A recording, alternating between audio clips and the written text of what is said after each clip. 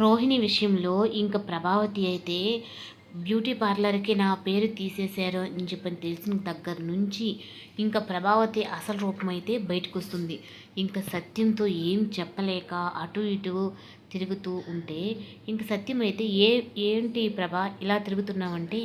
లేదండి నా కళ్ళు ఇన్ని రోజులు మూసుకొని పోయున్నాయి. ఇప్పుడే నా కళ్ళు తెరుచుకున్నాయి. ఎవరు నా వాళ్ళు, ఎవరు పరాయి వాళ్ళు అని చెప్పని తెలుస్తుందని చెప్పని ఉంటుంది. ఈ లోపల రోహిణి అయితే వచ్చిన తర్వాత,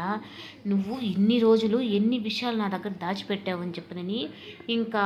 అటు ఇంకా రోహిణి చంపైతే పగలగొడుతుంది. కొట్టిన తర్వాత అత్తయ్య నేనేం చేశానంటే, నువ్వు బ్యూటీ పార్లర్‌కి అని చెప్పానంటే మా ఆయనకి కూడా తెలియకుండా ఈ ఇల్లు తాకట్టు పెట్టి నీకు డబ్బులు పెట్టి బ్యూటీ పార్లర్ పెట్టేస్తే నువ్వు దాన్ని అమ్మేసి నా పేరు కూడా తీసేసి వేరే పేరు పెట్టి చేస్తావా అంటే నా దగ్గర ఎన్నెన్ని విషయాలు దాచిపెట్టావని చెప్పి అనడంతో ఇంకా అసలు విషయం కూడా తెలిసిపోయి ఉంటుంది. రోహిణికి ఇదివరకే పెళ్ళయి ఒక బిడ్డ ఉన్నాడన్న విషయం కూడా తెలిసిపోవడంతో